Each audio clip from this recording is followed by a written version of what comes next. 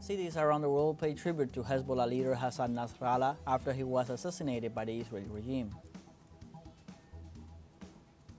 In Venezuela, President Nicolas Maduro affirmed that 2 months after his electoral victory, the people of Venezuela consolidated national peace in the face of coup attempts.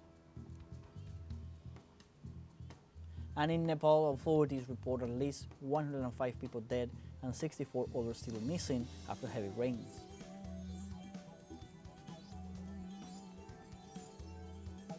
Hello, welcome from the South. I'm Luis Alberto Matos from the teleSUR studios in Havana, Cuba. We begin with the news. Millions of citizens around the world manifest to honor the memory of the Hezbollah leader and to reject the crimes perpetrated by Israel. In the last few hours, citizens in the United States, Venezuela, Cuba, Nicaragua, and other countries have paid different tributes to the leader of the Lebanese Islamic resistance, Hasan Nasrallah, assassinated by Israel this Friday. On the other side of the globe, Yemen, Iran, Palestine, Iraq, Jordan, Syria, Pakistan, and Turkey have organized massive demonstrations and religious ceremonies in honor of the Lebanese martyr. Cities in India, Indonesia, and Australia have also joined in Asia and Oceania in rejection of the violence of the Israeli occupier and the complicity of the United States.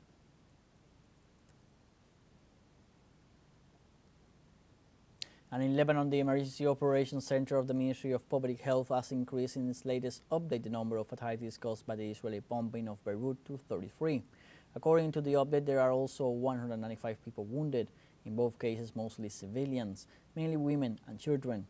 Israel dropped more than 800 bombs on a densely populated area of Beirut, some of them weighing 1 ton. Meanwhile, Syria has sent tons of medical supplies and is opening its doors and setting up hospitals to receive Lebanese fleeing the fierce attacks.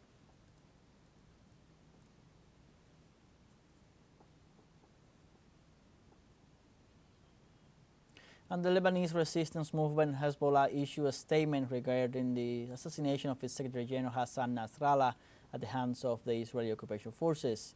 The communique stated, His Eminence Sayed Hasan Nasrallah, Secretary General of Hezbollah, joined his great and immortal martyrs whose journey he led for almost 30 years, during which he led them from victory to victory, succeeding the master of the martyrs of the Islamic resistance in 1992 to the liberation of Lebanon in 2000 and to the divine and sustaining victory in 2006 and all other battles of honor and redemption, and to the battle of support and heroism in support of Palestine, Gaza, and the oppressed Palestinian people. The document further stated Hezbollah's leadership pledges to the highest, holiest, and most precious martyrs of our journey, full of sacrifices and martyrs, to continue his jihad to confront the enemy in support of Gaza and Palestine and in defense of Lebanon and its steadfast and honorable people. Finally, the text noted, Our leader, His Eminence, the Master, is still among us with his thoughts, spirit, line, and sacred approach, and you are in a covenant of loyalty and commitment to resistance and sacrifice until victory.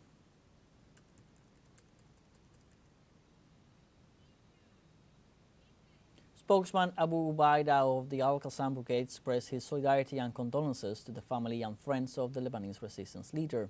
Abu Ubaidah expressed, We mourn with all meaning of patience and consideration for His Eminence, Commander Hasan Nasrallah and his brothers, and we remember his journey full of sacrifices for the sake of liberation of Jerusalem and the blessed Al-Aqsa Mosque, and the honorable stances of supporting our Palestinian people, our brave resistance, and our legitimate rights, and its insistence on continuing the heroic front of supporting our people and our resistance in the epic of Al-Aqsa Deluge. And in Sidon, Syria, Lebanon, activists from the Popular Democratic Party held a protest vigil to denounce the assassination of Hezbollah leader Hasan Nasrallah during an Israeli airstrike on September 28th. Protesters displayed portraits of Nasrallah, expressing grief and outrage over his death, which also resulted in civilian casualties. Hezbollah has vowed to retaliate, raising fears of escalating violence in the region. The assassination has drawn widespread condemnation, with Iran calling it a blatant war crime and a warning of serious repercussions for Israel. As tensions rise, many are left questioning Hezbollah's next moves and the potential for renewed conflict in the Middle East.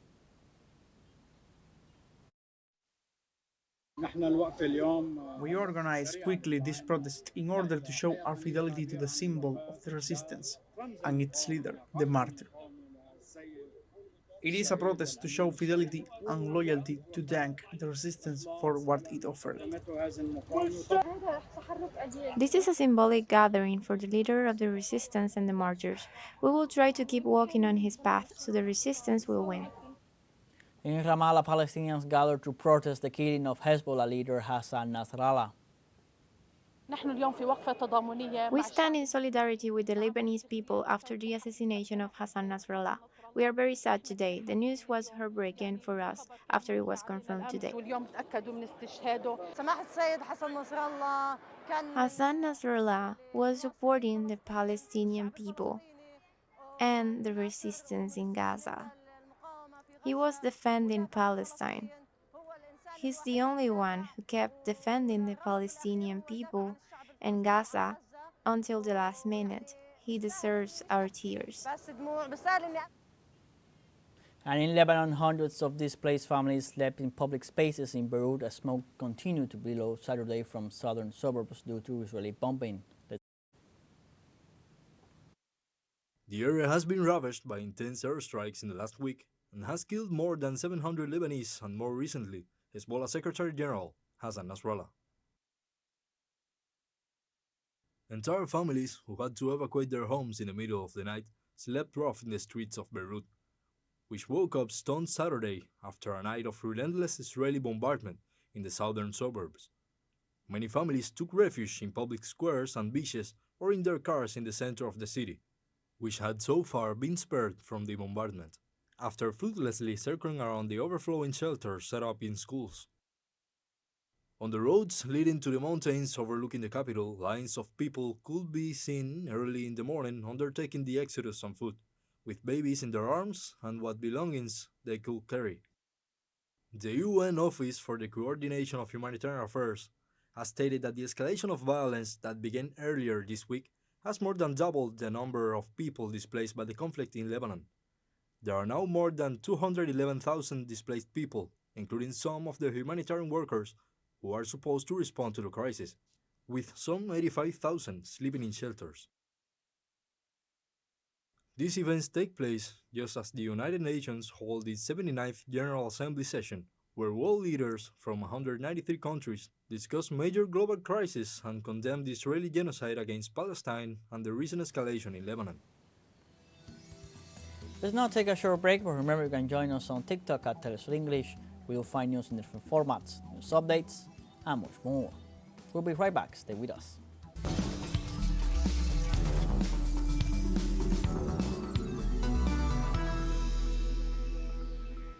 Welcome back. The President of Mexico, Andrés Manuel López Obrador, said on Saturday from Sinaloa that the violence in the state is the responsibility of the United States.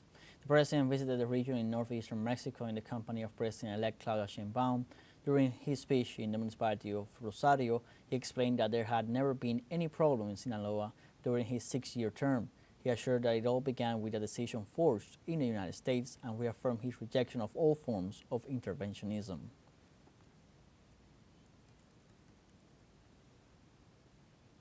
The social movement of El Salvador joined the World Day of Anti-Fascism and solidarity with the people and government of Venezuela. From San Salvador, correspondent Roberto Opresa with details. In unison, leaders of various social organizations shoulder their solidarity with the Venezuelan people and government to the world and condemn the golpistic actions of the global ultra-right led by the United States and the European Union. We have been victims of imperialist aggressions and neo-fascist and fascist aggressions in this world. For this reason, we are showing our solidarity with the people of Venezuela, and we are joining the world solidarity that is taking place this day in different parts of the world. These movements announced the emergence of the Anti-Fascist International, El Salvador chapter, a social force that arose under the principle of fighting against fascism, capitalism, and imperialism. As an instrument to coordinate the efforts of social and political movements in the defense of popular and protagonist democracy, social justice and human rights at the global level, and to promote the values of social justice, peace, sovereignty, and self-determination of peoples. Militants of the Farabundo Marti Front for National Liberation (FMLN) joined the World Day of Condemnation against the destabilizing actions in Venezuela. Here is El Salvador. Here is the Farabundo Marti Front for National Liberation. Here is the Salvadoran left in solidarity with the struggle in the world, rejecting fascism, rejecting the interventions, rejecting this culture of death.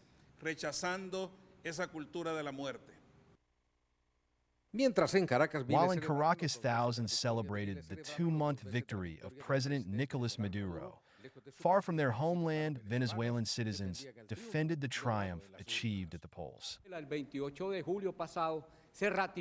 Last July 28 ratified that process of change initiated by Comandante Chavez and that the Venezuelan people are convinced of the need to build a society different from the capitalist society and to have the sovereignty to defend their interests against U.S. imperialism.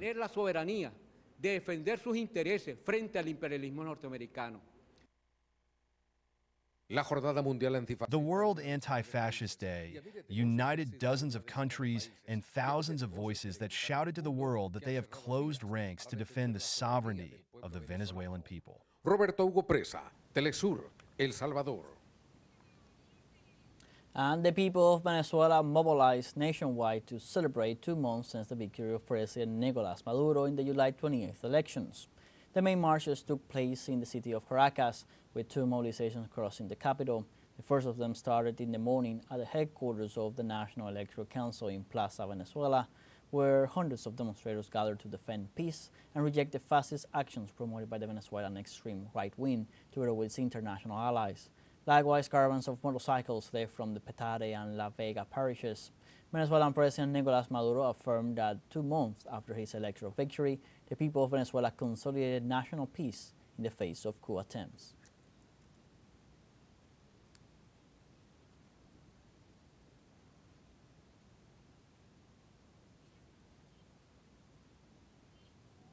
We have a second short break coming up, but before we invite you to visit our YouTube channel at teleSUR English, there you'll be able to rewatch our interviews, top stories, special broadcastings, and more. Hit the subscribe button and activate the notification bell to stay up to date on the world's most recent events. Final short break, don't go away.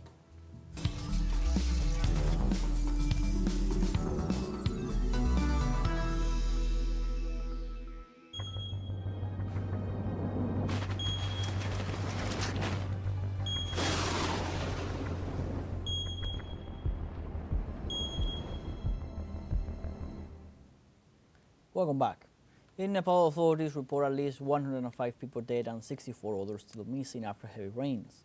The Interior Ministry added that heavy rains caused major flooding in Kathmandu, the capital, and in the central and eastern parts of the country. Since Friday, several rivers overflowed their banks, and authorities fear that the death toll could increase. Rescue and search efforts have been hindered by the large mud formations that prevent the brigades from operating. The country has not seen rainfall like this since 1970, while authorities recorded 242 millimeters of rain in just 24 hours in Kathmandu. And in the United States, the death toll following the passage of Hurricane Helene rose to 63. Authorities are currently deployed in the affected areas to search for missing people and possible survivors of the tragedy in several states in the south and east. Emergency teams are also working to restore power and deal with the consequences of the hurricane, including flooded roads and damage to homes. Authorities declared a federal emergency in 6 states, among them Alabama, Florida, and North Carolina.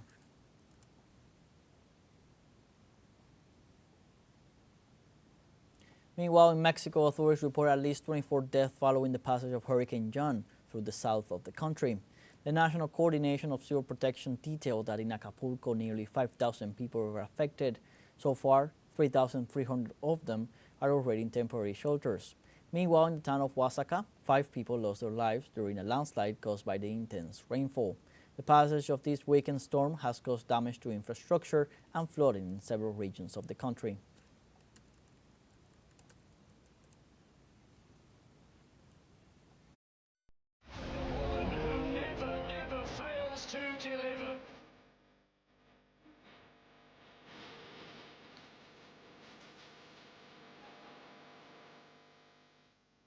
And the government of Nicaragua continues to deliver new and modern sports stadiums to its population in Managua. Our correspondent Kenya Doña with the report.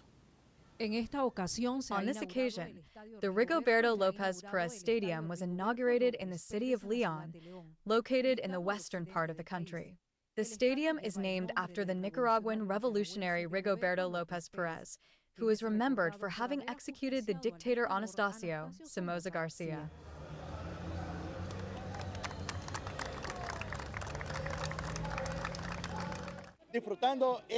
Enjoying this beautiful, first world, first line stadium, which many thought was something fictitious, and look at it, here it is for us. It is very important because the truth is that we are seeing the retribution of the effort made by the government. Our youth is no longer carrying rifles, they are carrying backpacks. We are full of projects. Those projects can be seen in every structure, in free healthcare, in free education, things that we did not enjoy before. That was Rigoberto's dream, and not only Rigoberto's, but also of those anonymous heroes who also fell in the mountains. Thanks to the policy of our good government presided over by Commander Daniel and Comrade Rosario, we are inaugurating this beautiful jewel, this beautiful project that has come to satisfy and above all to fill us with great joy. During the inauguration of this important sports facility, a friendly game was played between the national team and the Caracas Senators of Venezuela, strengthening international ties in the sports field.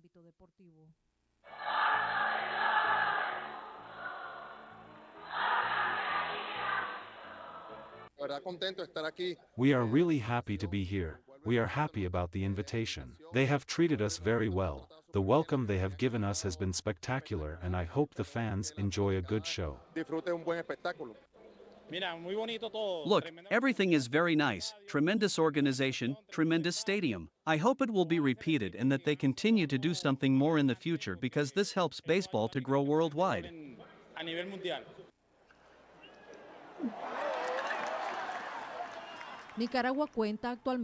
Nicaragua currently has sports infrastructures that meet high international standards, which not only allows for the promotion of sports at the national level, but also for the organization of large-scale events. Now we can ask for any international series. We can without fear to ask for any championship series, at world level or any, because we have 3 world-class stadiums.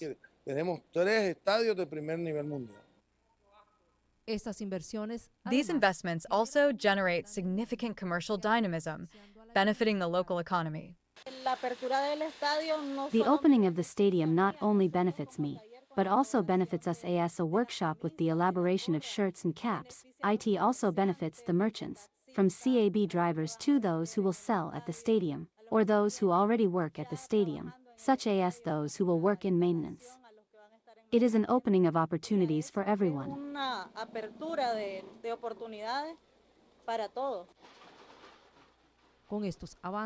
With these advances, Nicaragua reaffirms its commitment to sports as an engine of social and economic development for the country. Kenia Doña, teleSUR, Nicaragua. We have come to the end of this news briefing. You can find these and many other stories on our website, telesurenglish.net. So join us on social media, Facebook, X, Instagram, Telegram, and TikTok. For teleSUR English, I'm Luis Alberto Matos. Thanks for watching.